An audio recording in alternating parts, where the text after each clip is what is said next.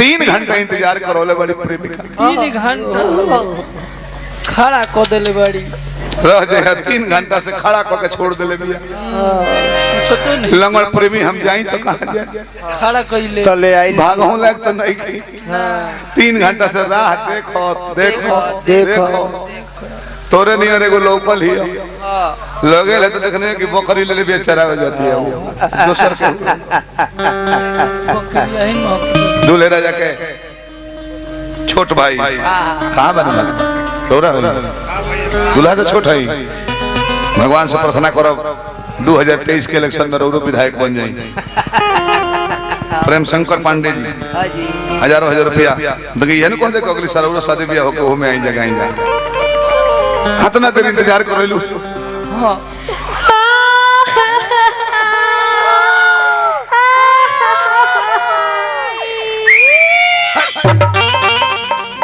राजा ई तो भीतरी से आवाज आइल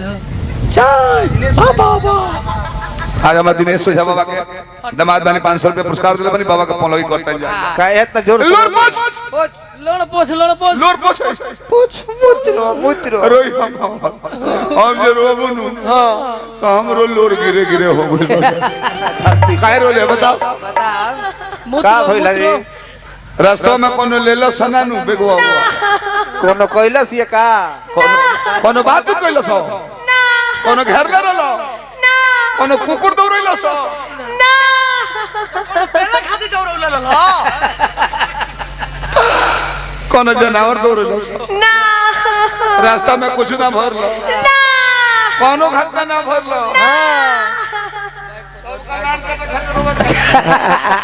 वही गति वही 1 घंटा से दिमाग टेंशन में पड़ल बा का भइल का गइल बोलो का भइल बताओ ए जान हां अब रवा हमर पीछा मत करी हां काहे रे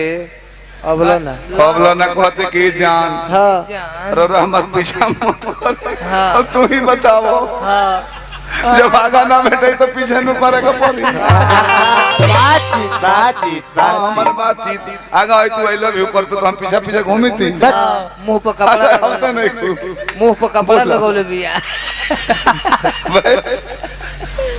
अब रवा हमर पीछे छोड़िए दी का है मम्मी पापा हमर जबरदस्ती शादी सेट करा देले बड़े लड़का से ना भैंसा से अरे अरे तेरी ई शादी कइल हमर बड़ी मजबूरी है हां तारा मजबूरी है इनकर जरूरी है भेंट कोई भेंट कइल आज से रवा अपन देखी हम अपन देखे अब बताई ना अपन अपन देखल जाओ हां साल भर पहले समय रहे कि हमार देखत रहली हम ही कर देखत मुहावा मुहावा कौन मुहावा उहे मुहावा जन में खेला पर दांत ना काटे गुलाबी लागेला ओ दिन अब रवा भुला जाए हां जानता नहीं भुला जाई ए भाई लोग सोई कहता नहीं हम तो भुला जाए पियो के सूत्र हम भेटाई त हम मन मना ले हां जी दिल मना ले वीरानी हां ये एगो छोटे लाल महतवा बखिसी आई तो दिक्कत हो ई ना मानी ए जान अब हमरा दुआरी बारात लगे वाला बा हमरा हाथ में मेहंदी लगे वाला बा हमरो घर बसे जा रहल बा रहुआ अपन घर बसा ले हमरा चक्कर में पी पी के अपना के बर्बाद मत करे लेकिन रहुआ हमरा से एगो वादा करी रहुआ हमरा शादी में जरूर है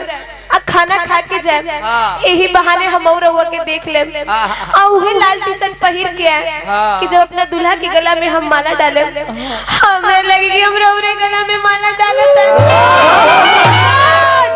जाए ते जो हमरा कर दे एक दूल्हा में डलबू तो तोरे बुझाई कि हमरा में माला डाल दर हम हो जाता ने पिंकी वाले बियाह को लेबे हम ओकरा में डाल तो जन्म की तोरे में डाल तनी मालावा जमाल सिस्टम रही नहीं चल भाग पास कोई खुशियों की दुकान होती उसमें मेरी अलग पहचान होती दे देता तुझको जमाने भर की खुशी चाहे उसकी कीमत मेरी जान होती ए जान दुनिया गम तो देती है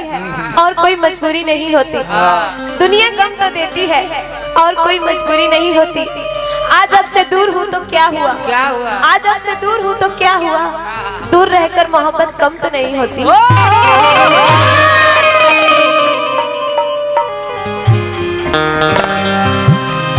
चल गई